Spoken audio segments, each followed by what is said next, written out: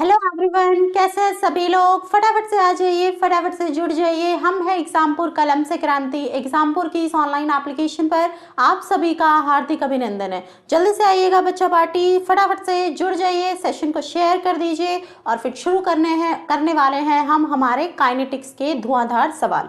तो काइनेटिक्स के question practice हम कर रहे थे, उन्हीं क्वेश्चन को अब हम जो है बढ़ाते हैं आगे हमारी चर्चा को।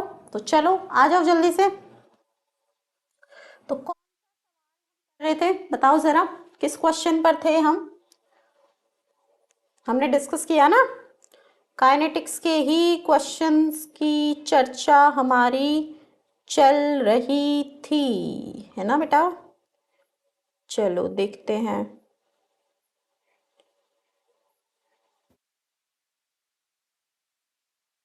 ओके, स्टार्ट करना था हमें यहाँ से, ठीक है। क्वेश्चन नंबर 41 आपकी स्क्रीन पर आ गया है। फटाफट से मुझे बताइए क्या होगा जवाब। क्या पूछता है सवाल, देखो। इस रिएक्शन के लिए आपको कहा गया है which one of the following is not affected by the addition of catalyst. Catalyst को ऐड करने से इनमें से कौन सा अफेक्ट नहीं होता। कैटलिस्ट को ऐड करने से इनमें से क्या है जो चेंज नहीं होगा। ओके, चलो देखें तो क्या है बेटा। तो इसमें है रेट ऑफ फॉरवर्ड रिएक्शन, तो कैटलिस्ट उसको चेंज नहीं करता। रेट ऑफ बैकवर्ड को समय जो चाहिए इक्विलिब्रियम तक पहुंचने के लिए, या फिर स्पॉन्टेनिटी। तो हम सभी जानते हैं कि जो हमारी संवत परिवर्तिता है कि कोई रिएक्शन स्पॉन्टेनियस है या नहीं, उसमें हमारे कैटलिस्ट का कोई काम नहीं होता। उसमें कोई काम नहीं होता कैटलिस्ट का। कोई रिएक्शन हो सकती है या नहीं हो सकती, कैटलिस्ट सिर्फ जो रिएक्शंस फिजिबल है, जो रिएक्शन होना चाहती है, उनको स्पीड अप करता है। उन रिएक्शंस को सिर्फ स्पीड अप करने का काम होता है कैटलिस्ट का, ठीक है। कैटलिस्ट जो है क्या नहीं कर सकता, रिएक्शन की स्पॉन्टेनिटी को नहीं बदल सकता। तो यहां पर आपका जाएगा ऑप्शन नंबर 4। तो जिस जिसका आया है फोर्थ ऑप्शन उन सब का करेक्ट है। तो डी ऑप्शन वाले सभी करेक्ट है। जल्दी से आ जाओ सभी लोग, अपने भाई बंधुओं को बुला लो। नेक्स्ट क्वेश्चन आपकी स्क्रीन पर आ रहा है, देखो जरा फटाफट से बताओ। नेक्स्ट क्वेश्चन आ गया है स्क्रीन पर आपके सामने, बोलिएगा जल्दी से क्या होगा इसमें।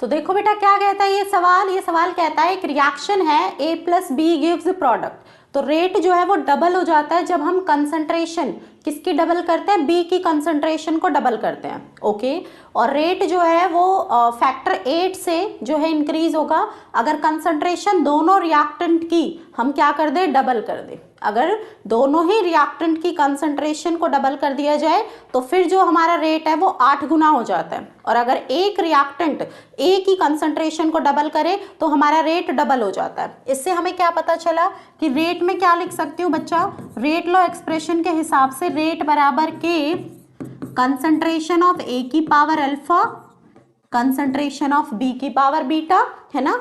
तो क्या कहा कि अगर रेट इसको मैं क्या कर दूं, 2 टाइम्स कर दूं, तो मेरा रेट भी 2 टाइम्स हो रहा है। ओके, इसको इंक्रीज किया, ये भी इंक्रीज, तो पावर पॉजिटिव है ना। और ये क्या होगा, तो अगर इसको 2 गुना किया, ये भी 2 गुना, इसका मतलब पावर 1 होगी, तो अल्फा 1 हो गया। नेक्स्ट क्या कहा कि इसको भी 2 गुना किया और इसको भी 2 गुना किया, तो जो ओवरऑल इफेक्ट आया वो 8 गुना आया, कि जो रेट है वो 8 टाइम्स हो गया, 8 टाइम्स इंक्रीज हो गया। तो दोनों ही पावर पॉजिटिव, अब इसके लिए तो फिक्स हो गया था 1, तो इसकी वजह से 2 गुना बढ़ा, इसकी वजह से बेटा 4 गुना बढ़ेगा। तो इसका मतलब बीटा हमारा कितना हुआ, 2 हुआ, तभी तो 2 का स्क्वायर 4 टाइम्स हुआ, और 4 इंटू 2 8 हो गया। तो यहां से मेरा बीटा हो गया बच्चा 2 के बराबर, बीटा हो गया 2 के बराबर, तो रेट आएगा ए बी स्क्वायर। समझ आया। तो क्वेश्चन नंबर 42 इसके अंदर आपका जाने वाला है सी ऑप्शन। तो क्वेश्चन नंबर 42 में आपका जाएगा सी। नेक्स्ट देखो,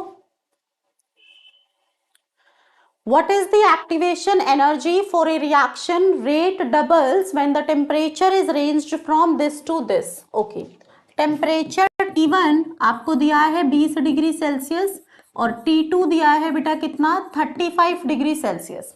ओके, अब आपसे कहा गया है कि एक्टिवेशन एनर्जी क्या होगी, E जो है क्या होगी, ठीक है, रेट जो है वो डबल हो गया है, K2 जो है वो 2 टाइम्स K1 हो गया है। ओके, अब देखो जरा ये हमसे पूछा है तो हम सभी जानते हैं ये वाला equation, log K2 bye K1 बराबर E upon 2.303 R 1 upon T1 minus 1 upon T2। हम सबको पता है ये, जहां पर हमें टेम्परेचर को यूज करना है कैल्विन में। Okay, so this is 293 kelvin और इसमें 273 ऐड करें तो कितना हो जाएगा 308 कैल्विन। 308 कैल्विन। सॉल्व करो इसको, कितना हुआ, तो ये आ गया log 2 है ना, K2 2 टाइम्स K1 है और EA अपॉन 2.303 तो 2.3 इंटू 8.3 आएगा।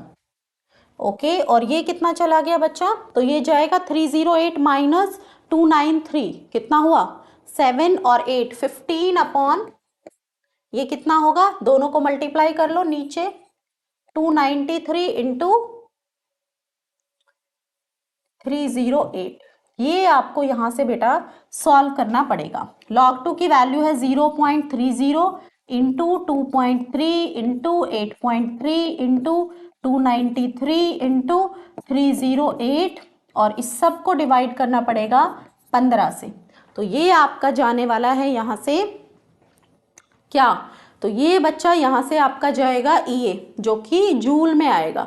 चलो देखते हैं, अब यहाँ तो सारे जो है अलग अलग नंबर्स ही हैं, इसको बच्चे अब कैलकुलेशन है और कुछ नहीं है। 0.3 इंटू 2.3 इंटू 8.3 इंटू 293 इंटू 308 और इसको डिवाइड करो किससे 15 से।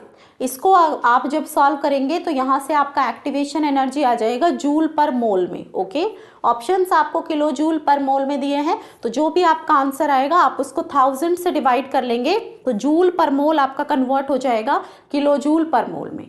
तो किस में कन्वर्ट हो जाएगा, जूल पर मोल आपका कन्वर्ट हो जाएगा किलो जूल पर मोल में। तो क्या आ जाएगा इसके लिए ऑप्शन, तो बताओ जरा सभी लोग क्या आ जाएगा, तो इसका आंसर मुझे कमेंट सेक्शन में देना। ओके, नेक्स्ट देखो, एक्टिवेशन एनर्जी EA और रेट कांस्टेंट K1 और K2 है एक केमिकल रिएक्शन के लिए दो अलग अलग टेम्परेचर पर, तो T1 और T2 ठीक है दिए हैं। ओके, तो एक्सप्रेशन बतानी है इसमें से कौन सी सही है, इसमें से कौन सी सही है। देखो बेटा, अब या तो लॉग की टर्म्स में लिख लो या लॉन की टर्म्स में लिख लो, एक ही बात है, लॉग बेस एक ही भाषा में भी लिखे तो lawn of K2 by K1, तो इसको मैं E अपॉन R लिखूंगी। अब मेरा 2.303 तो चला गया है ना, वो तो क्योंकि मैंने लॉग बेस E ले लिया तो वो नहीं लेना है। अब यहाँ पर K2 लिया है तो इधर मेरे को क्या लेना है T1 लेना है माइनस 1 अपॉन T2 लेना है। ओके बच्चों, अब देखो जरा क्या होगी story.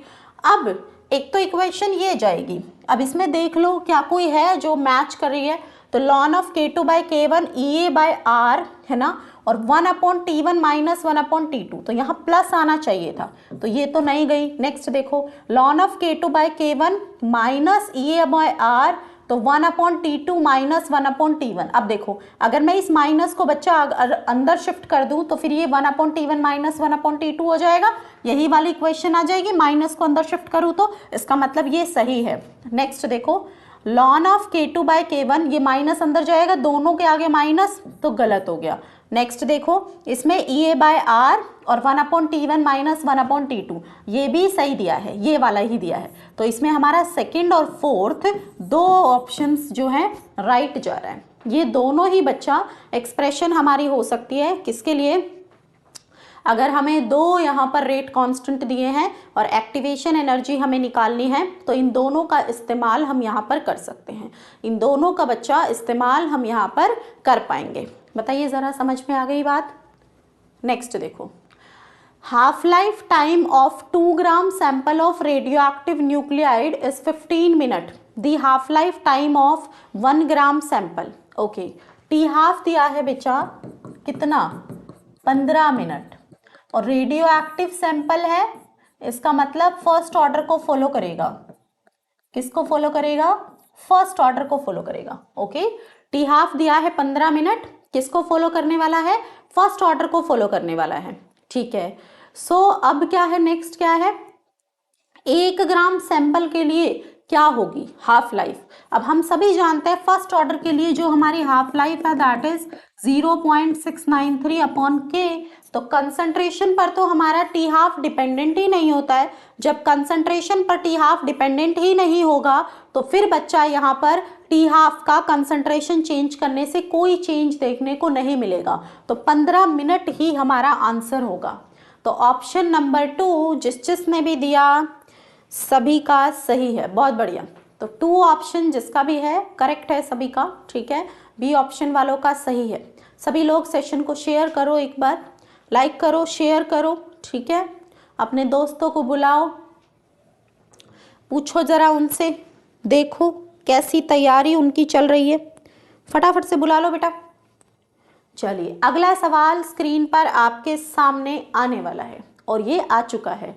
For the reaction N2O5 gives 2NO2 plus half O2। Okay, ठीक है। अब देखो इसमें ना आपको एक्सप्रेशन दिया है minus d/dt N2O5, d/dt NO2, d/dt O2, ये सभी एक्सप्रेशंस आपको दिए हैं। रिलेशन आपको बताना है किस किस के बीच में, K1, K2 और K3 के बीच में। ओके, तो N2O5 gives 2NO2 plus half O2। ठीक है, तो माइनस d/dt N2O5। ओके, चलो लिखते हैं पहले। ठीक है, पहले एक्सप्रेशन लिखते हैं। लिखो बेटा rate law equation, differential rate law equation लिखो इसके लिए। ये उसके बाद 2NO2 है तो 1/2 हो जाएगा d/dt ऑफ NO2, और ये 1/1/2 होगा तो ये 2 टाइम्स हो जाएगा d/dt ऑफ O2, ऐसा ही होगा। अब माइनस d/dt N2O5 क्या होगा, K माइनस N2O5 है ना। ये किसके बराबर है, d/dt ऑफ NO2, तो 1/2 K2 N2O5 के बराबर है ना। और नेक्स्ट हमारे पास d/dt ऑफ O2 है, वो हमारा 2 टाइम्स K3 N2O5 के बराबर होगा। अब रिलेशन हमें किस किस के बीच में पूछा है, K1, K2 और K3 के बीच में रिलेशन पूछा है। अगर मैं पहले, तो इसका मतलब बेटा ये मेरा K1 है, ये मेरा जो है यहाँ पर K1 है। ठीक है, चलो देखते हैं। सो K1, पहले इन दोनों के बीच में अगर मैं रिलेशन निकालूं, इन दोनों के बीच में अगर इसमें ना बेटा एक जो है थोड़ा सा गड़बड़ है, और वो गड़बड़ क्या है कि यहाँ पर ये माइनस नहीं होना चाहिए, क्योंकि अगर ये माइनस आएगा तो N2O5 फिर आपका एक्सप्रेशन में आना चाहिए, लेकिन N2O5 एक्सप्रेशन में रिलेशन में आपको कहीं भी नजर नहीं आ रहा है। रिलेशन में कहीं पर भी आपको N2O5 नजर नहीं आ रहा है। ठीक है, तो इसको आपको यहां से जो है ये जो है आपको माइनस में नहीं आना चाहिए, ये इधर माइनस में नहीं होगा। देखो अब अगर K1 minus concentration of N2O5 है, ठीक है, और ये हमारा किसके बराबर हो गया, 1/2 K2 N2O5। अब हम इसको कैंसिल नहीं कर सकते, अगर मैं इसको N2O5 से डिवाइड करूं दोनों एक्सप्रेशंस को, तो ये कैंसिल होके 1 आ जाएगा, ये 1 आ जाएगा इधर, है ना, N2O5 नीचे लूं तो। ठीक है, लेकिन ये K1 अपॉन N2O5 आ जाएगा। अब K1 अपॉन N2O5, इधर -1 आया, इसको उधर ऐड करोगे तो K2 प्लस 2K2 अपॉन क्या जाएगा, अपॉन 2 जाएगा। ठीक है, तो वहां से भी हमारा 2K1 बराबर K2 प्लस 2K2, लेकिन हमारे यहाँ से ऐसा कोई रिलेशन हमें देखने को नहीं मिल रहा है। इसका मतलब ये यहाँ पर प्रिंटिंग मिस्टेक होगी, ये यहाँ पर प्रिंटिंग मिस्टेक है, और ये आपका जो है K माइनस नहीं होना चाहिए, ये एक्चुअल में आपका K1 होना चाहिए था, ऐसे होना चाहिए था, K1 N2O5 होना चाहिए था, K -1 N2O5 नहीं।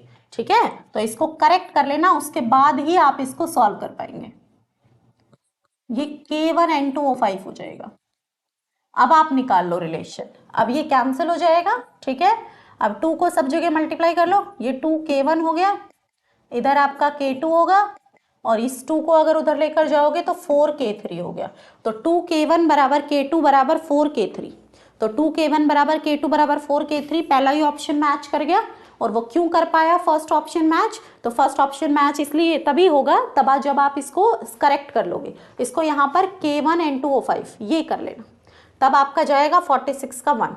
नेक्स्ट देखो, for the reaction N2O4 gaseous gives this the rate of disappearance of NO2। देखो बेटा, ये जो रिएक्शन है ये आपको जो है रिवर्सिबल रिएक्शन दी हुई है। इस रिएक्शन को हम ऐसे लिख सकते हैं समझने के लिए, ताकि आपको रेट समझ में आए।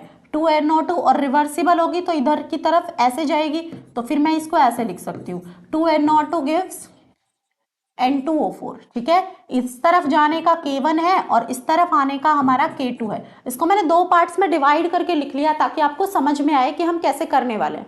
अब rate of disappearance of NO2 देखो, यहां से अगर बेटा मैं देखूं तो मेरे पास क्या आएगा, NO2 की भाषा में अगर मैं लिखूं तो 1/2 d/dt ऑफ NO2 किसके बराबर आ जाएगा, K1 N2O4।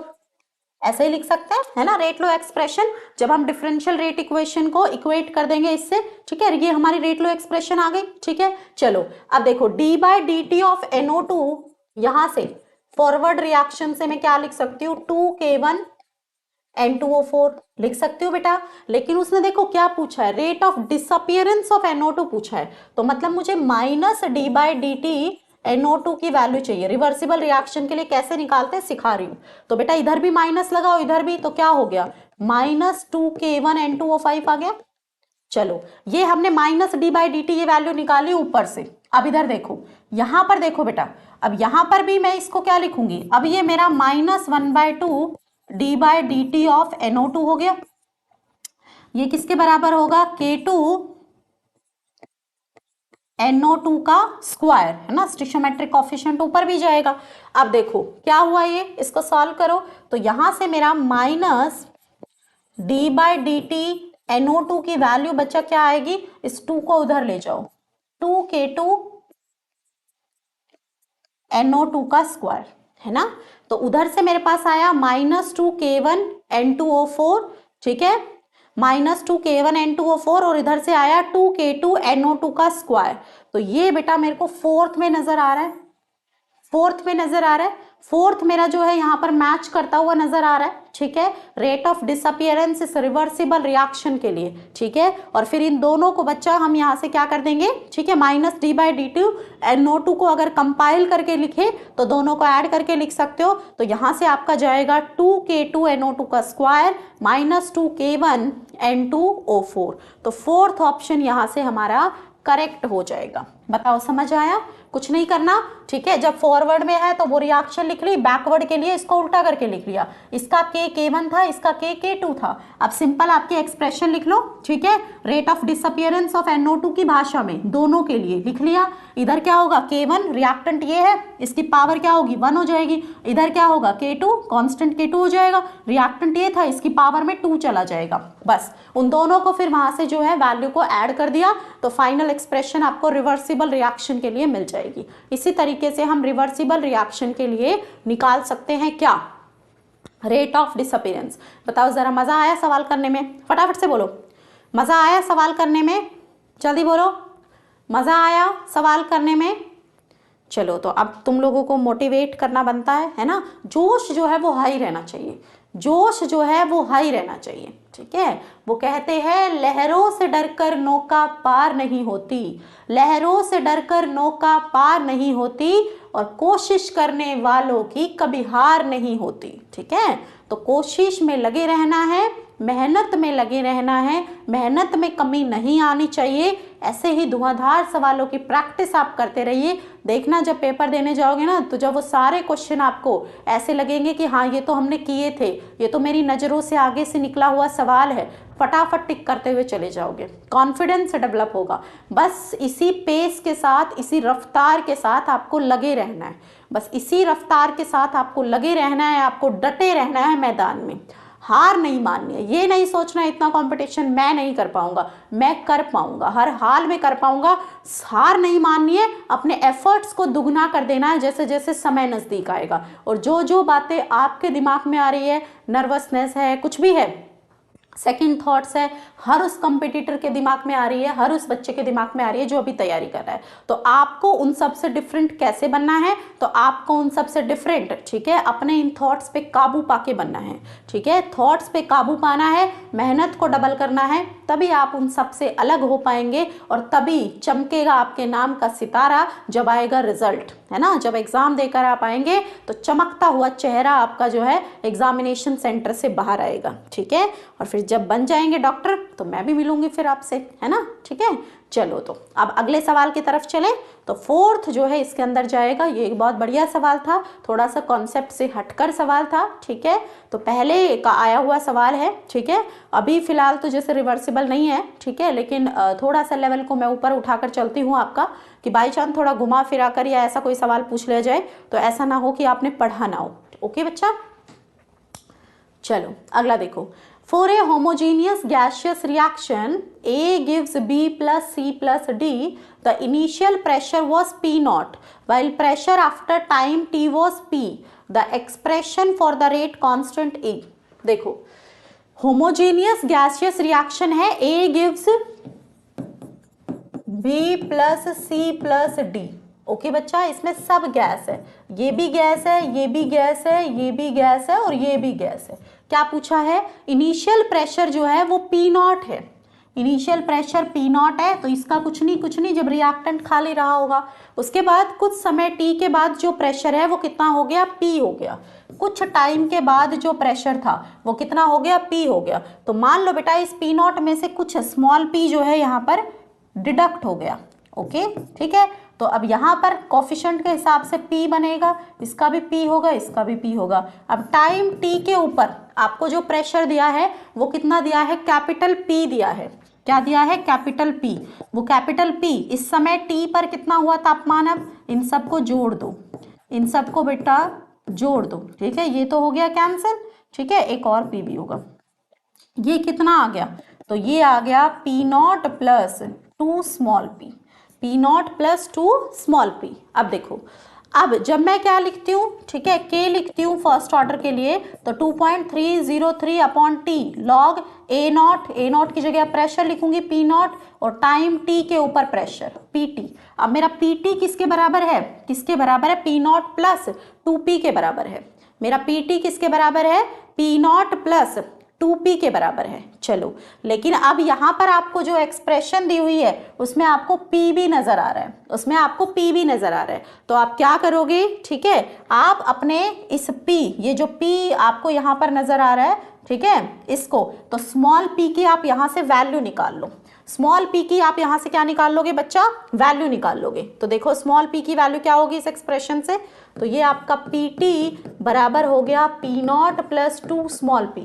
तो स्मॉल p किसके बराबर हो गया, तो आपका 2p बराबर हो जाएगा PT minus P not upon 2। ये आपकी स्मॉल p की वैल्यू आ गई। अब देखो क्या करना है, अब आपको ये लेना है, ये आपका 0 पे है और P नॉट माइनस P ये आपका टाइम T पे है, तो यहाँ पर आप PT की जगह पर क्या लिख सकते हैं, P नॉट माइनस P लिख सकते हैं, और P की वैल्यू कितनी आ गई, PT minus P not upon 2 आ गई, ठीक है, अपॉन 2 आ गई बेटा। अब ये 2 आपका इधर भी मल्टीप्लाई हो जाएगा और ऊपर भी चला जाएगा, तो कितना हो गया 2P नॉट अपॉन, इधर क्या हुआ, देखो आपको ना स्मॉल p आपको इस एक्सप्रेशन में कहीं नजर नहीं आ रहा है, सिर्फ कैपिटल P और P नॉट आपको लेना है, तो कैपिटल P की जगह पर ये कैपिटल P आपका PT है, तो इसीलिए स्मॉल p की वैल्यू आपको पहले रिलेशन से निकालनी है और फिर इसके अंदर आपको पुट करनी है। जो टाइम T पर आया ना आपका P नॉट माइनस P,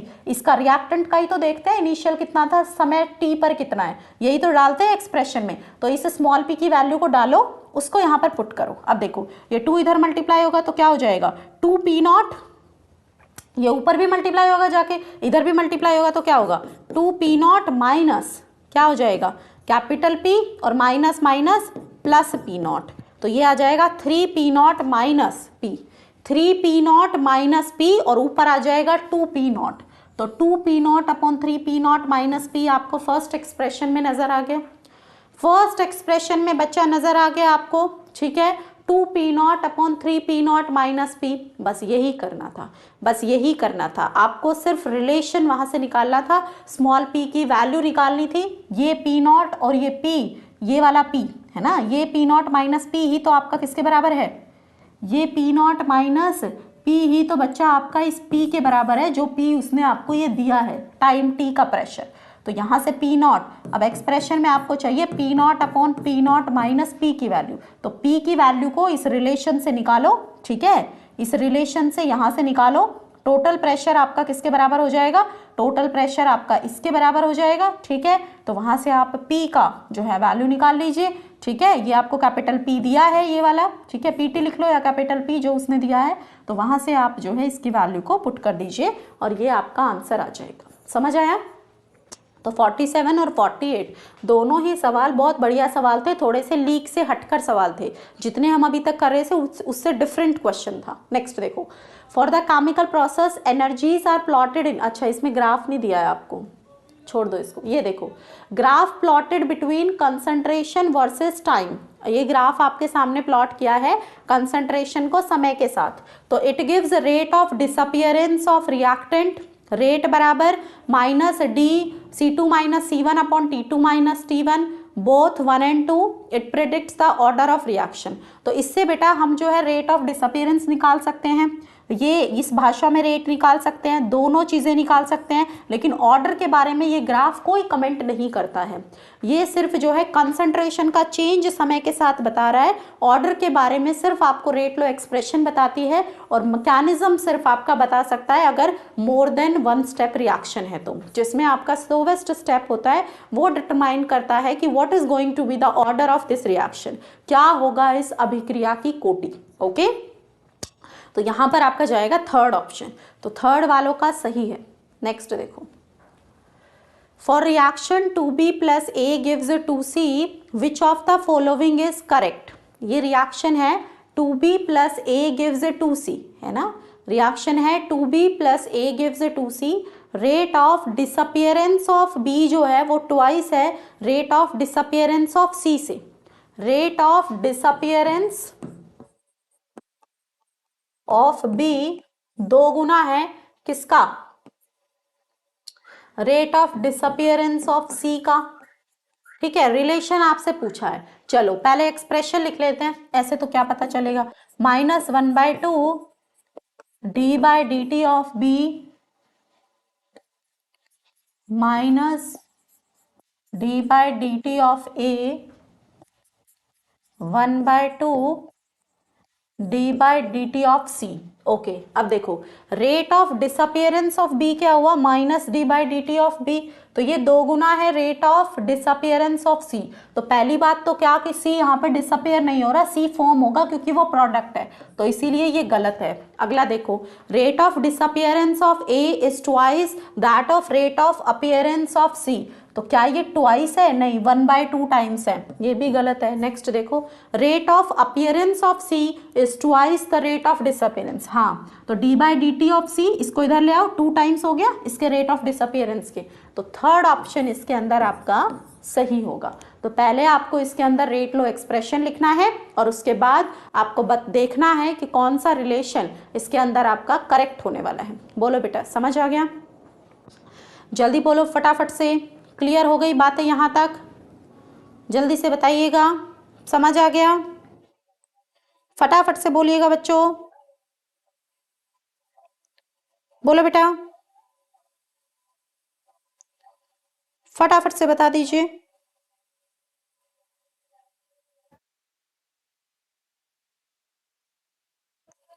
बोलिएगा। ओके, चलिए नेक्स्ट देखो, for the homogeneous elementary reaction a + b gives c, unit of rate constant is, ठीक है।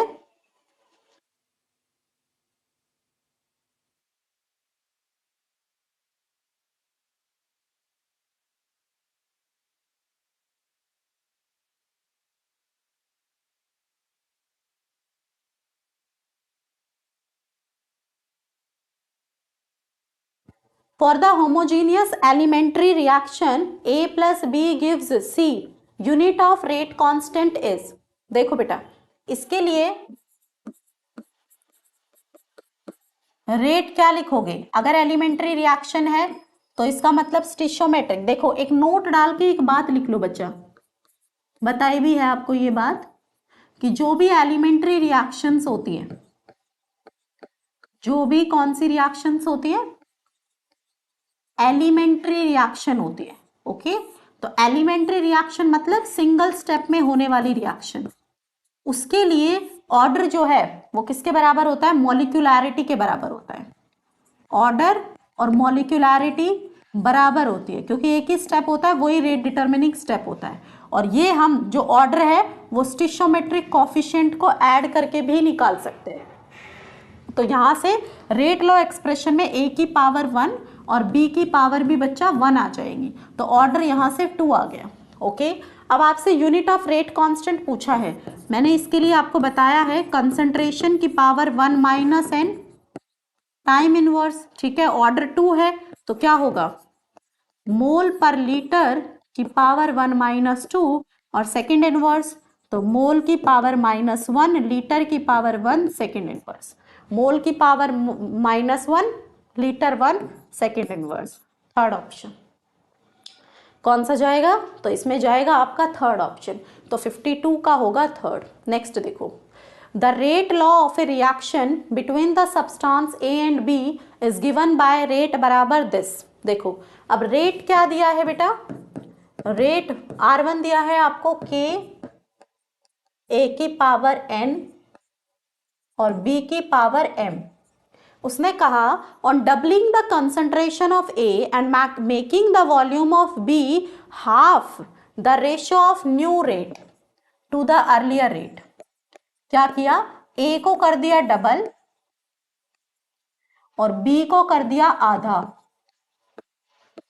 ये अब आपसे पूछा है, ये अब आपसे बच्चा पूछा है, तो रेट 2 आपका किसके बराबर हो गया? K 2 की पावर n a की पावर n 2 की पावर m b की पावर m। ठीक है, ये हो गया। अब देखो तो रेट 2 अपॉन रेट 1 किसके बराबर हो जाएगा? इसको आप क्या लिख सकते हो? 2 की power n minus m। Okay, और बाकी सारी चीजें आपकी यहां से क्या हो जाएंगी? कैंसिल हो जाएंगी R1 के साथ। तो ये आपका आ जाएगा 2 की पावर n माइनस m। ठीक है, पावर्स जो है सब्ट्रैक्ट हो जाती है, तो 2 की पावर n माइनस m आपका फोर्थ ऑप्शन में नजर आ रहा है।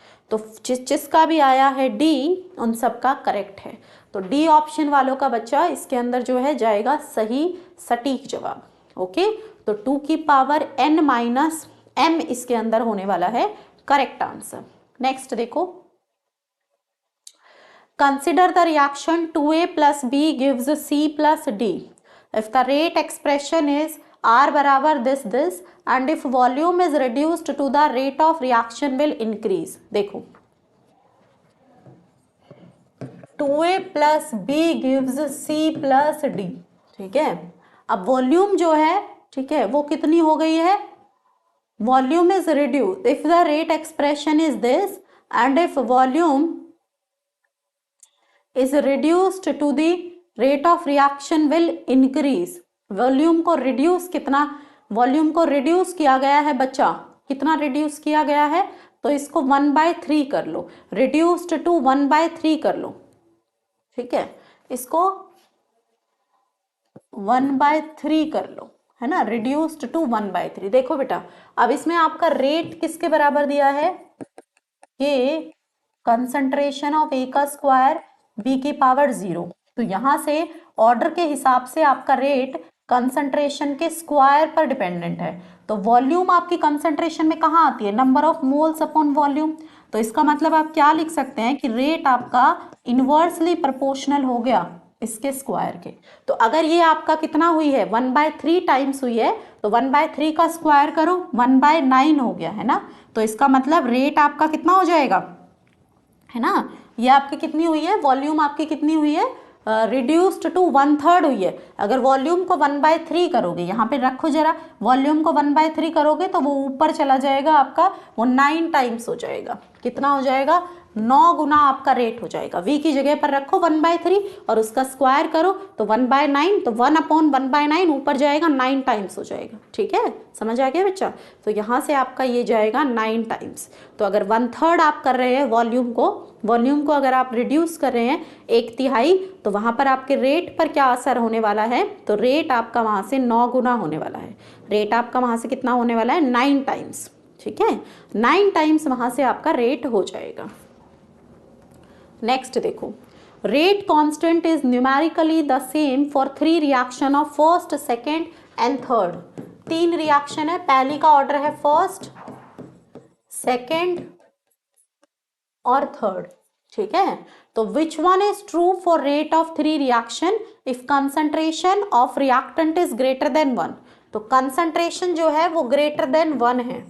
कंसंट्रेशन जो है बच्चा वो ग्रेटर देन 1 है। ओके, इसका मतलब कंसंट्रेशन पर डिपेंड कर रहा है रेट। तो फर्स्ट ऑर्डर रिएक्शन है, सेकंड है और थर्ड है। तो जहां ऑर्डर 1 है तो कंसंट्रेशन की पावर 1 होगी, जहां ऑर्डर 2 है कंसंट्रेशन की पावर 2 होगी, जहां ऑर्डर 3 है कंसंट्रेशन की पावर 3 होगी। अब उसने कहा रेट कांस्टेंट तो सब में बराबर है। ठीक है, तो रेट जो है इन रिएक्शन का कैसे होगा? तो बेटा कंसंट्रेशन की पावर 3 जहां पर होगी उसका रेट सबसे ज्यादा होगा, फिर 2 वाली का, फिर 1 वाली का, तो इसीलिए थर्ड वाला। तो इसीलिए रेट बराबर के तो सब में बराबर है, तो कंसंट्रेशन की पावर 1, 2 और 3, तो जिसमें कंसंट्रेशन की पावर 3 है rate directly proportional to concentration की पावर n है। तो कंसंट्रेशन की पावर जहां पर ऑर्डर सबसे ज्यादा है ना, उसी केस में आपका रेट सबसे अधिक आपको देखने को मिलेगा। तो ये आपका जाने वाला है थर्ड ऑप्शन। तो तीसरा ऑप्शन जिसका भी आया है, जिसने भी दिया है ऑप्शन नंबर 3, उन सभी का सही है। जिसने भी दिया है ऑप्शन नंबर 3 उन सभी का सही है। ओके, ठीक है, तो ऑप्शन 3 वालों का करेक्ट है, बिल्कुल, बहुत बढ़िया। ऑप्शन 3 वाले एकदम बहुत बढ़िया।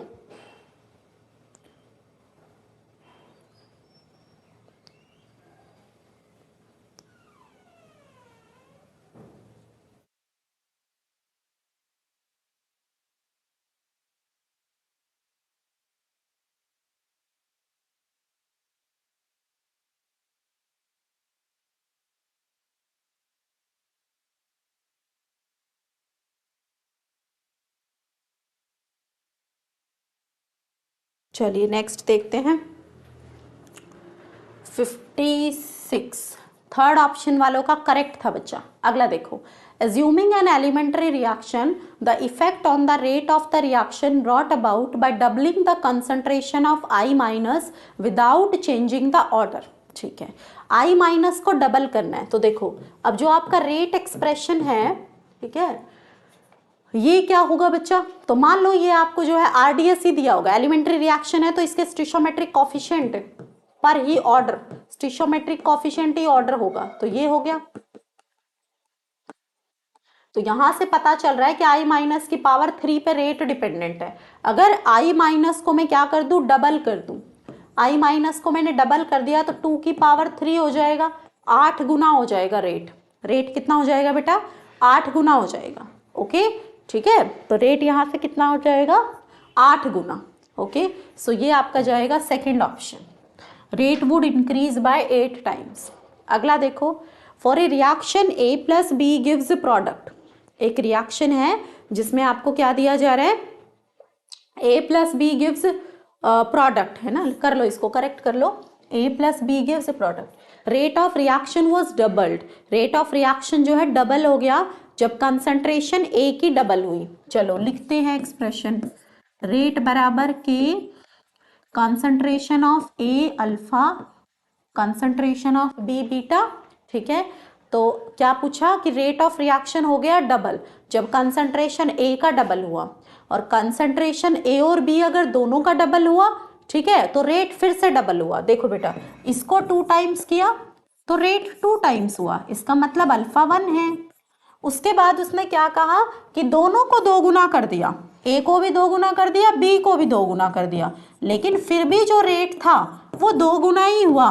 तो अब पावर 1 यहाँ से तो पता चल गई थी फर्स्ट उससे, तो फर्स्ट ऑब्जर्वेशन से, इसका मतलब बी पर वो डिपेंड ही नहीं कर रहा होगा। अदरवाइज बी को 2 गुना करने से कुछ तो है ना, कुछ तो बढ़ता हमारा रेट, लेकिन बी को 2 गुना करने से तो रेट बढ़ा ही नहीं। तो इससे हमें पता चल रहा है कि हमारा रेट सिर्फ ए पर डिपेंडेंट हुआ है, तो बी के रिस्पेक्ट में उसका ऑर्डर 0 रहने वाला है। समझ आया? पहली ऑब्जर्वेशन से रेट दुगना जब ए दुगना, दूसरी में क्या किया जब दोनों को दुगना किया फिर भी रेट दुगना, इसका मतलब बी का कोई इफेक्ट ही नहीं होगा। तो यहाँ पर हमारा जाएगा 1 और 0, है ना। ए की पावर होगी 1 और बी की होगी 0, क्योंकि इसको जब डबल किया तो रेट भी हमारा डबल हो गया, जब इसको डबल किया तो रेट भी हमारा क्या हो गया, डबल हो गया। नेक्स्ट देखो,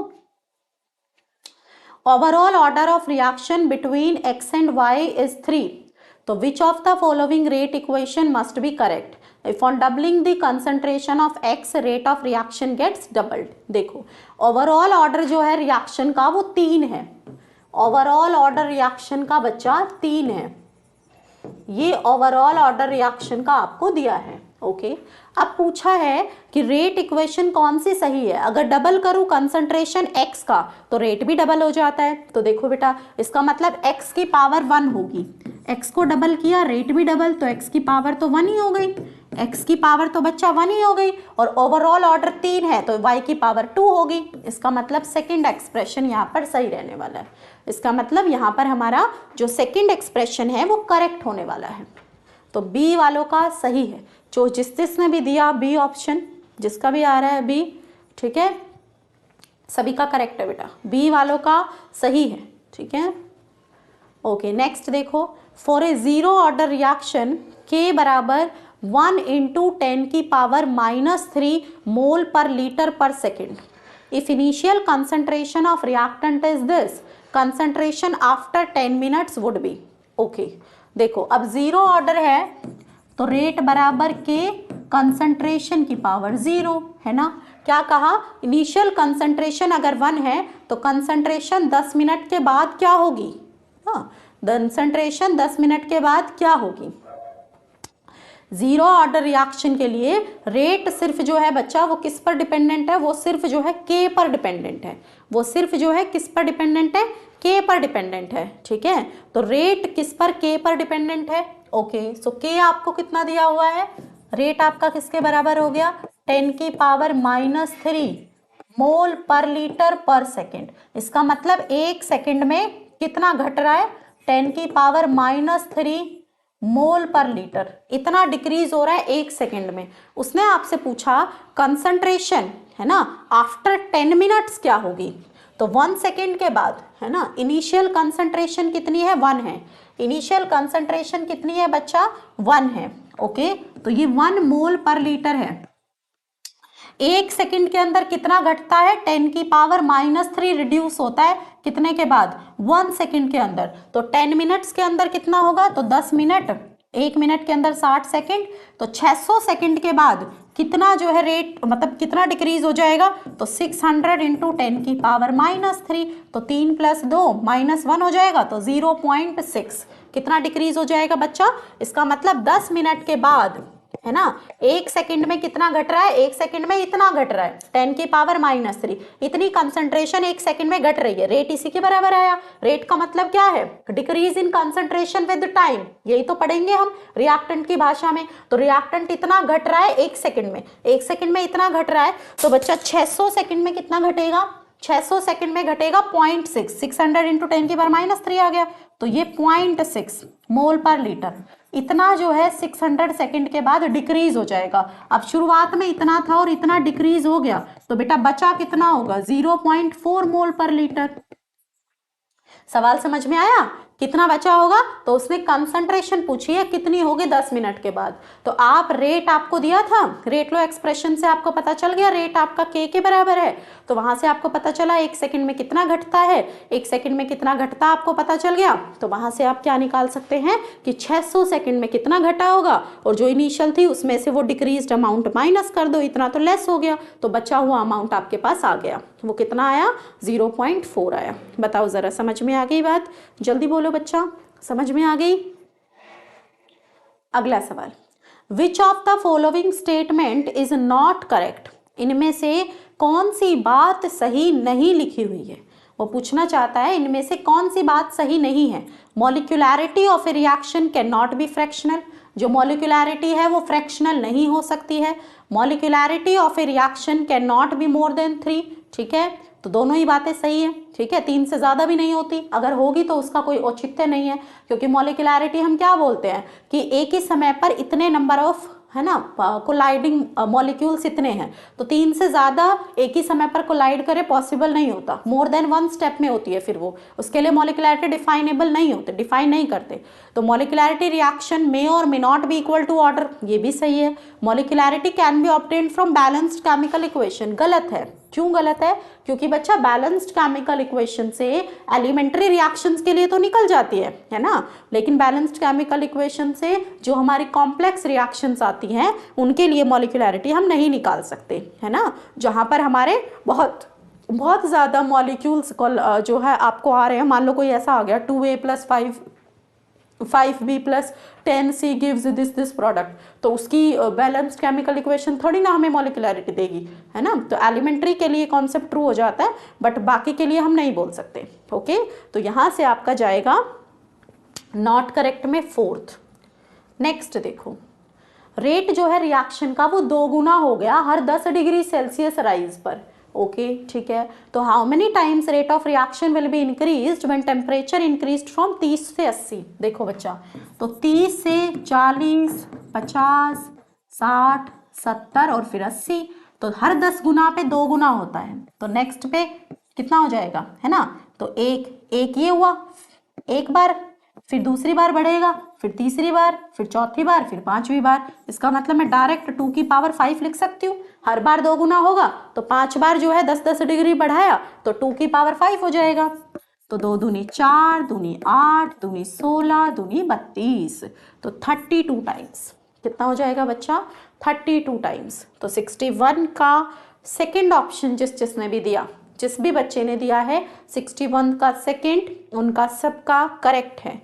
तो 61 का 2 वाले जितने भी हैं वो सभी बच्चे बिल्कुल सही हैं।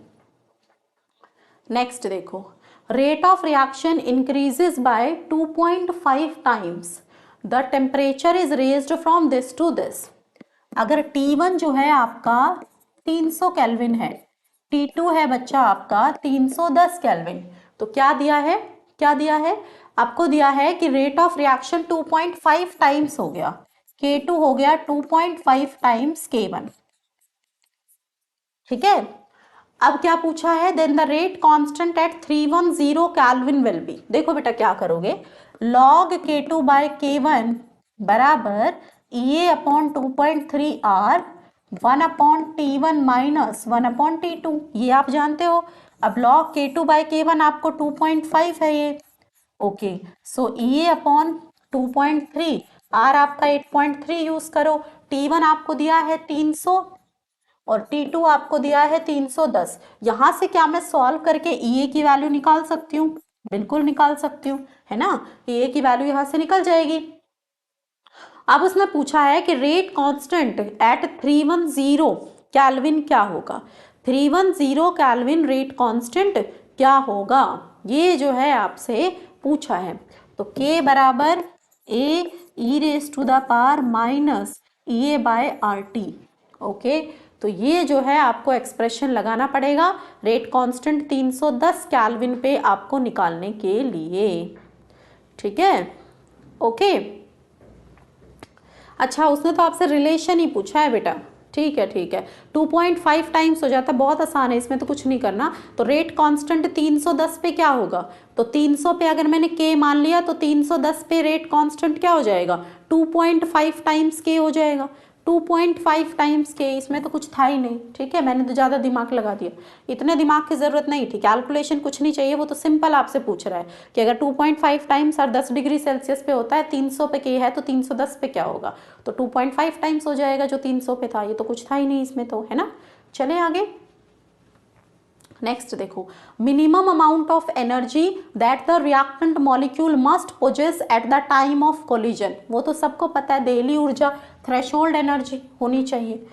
अगला देखो, rate constant activation energy and Arrhenius parameter of a chemical reaction. चलिए क्वेश्चन नंबर 64 से मैं करूंगी नेक्स्ट क्लास में, ठीक है। एप्लीकेशन को कैसे डाउनलोड कर सकते हैं, तो एप्लीकेशन को डाउनलोड करने के लिए सभी अपना फ़ोन उठाएं, प्ले स्टोर में जाएं, टाइप करें एग्जामपुर, ठीक है। लोगों के साथ आपको नज़र आएगा, उसको वहाँ से करिए इंस्टॉल, अपने आप को करिए रजिस्टर, ठीक है। और अपने आसपास में जो भी भाई बंधु तैयारी कर रहे हैं उनको इस बारे में बताइए। जब आप अपना रजिस्ट्रेशन कर लोगे तो एक ऐसा पोर्टल आपके सामने खुलेगा, यहीं पर फ्री कोर्सेज के सेक्शन में आपको पीडीएफ मिलती है। ओके बच्चा, इधर ही फ्री कोर्सेज के सेक्शन में आपको क्या मिलती है, पीडीएफ मिलती है, ठीक है बेटा। तो ये जो है आपका था आज के लिए स्टोरी, ओके। बाकी फिर कंटिन्यू करेंगे हम इसको नेक्स्ट क्लास में। तो सभी को मेरी तरफ से टाटा बाय बाय। हंसते रहिए, मुस्कुराते रहिए, बढ़िया से पढ़ाई करते रहिए, मिलेंगे ऐसे ही और बढ़िया धुआंधार सवाल करेंगे। जोश अपना जो है हाई रखिए और जाते जाते सभी को मेरी तरफ से जय हिंद।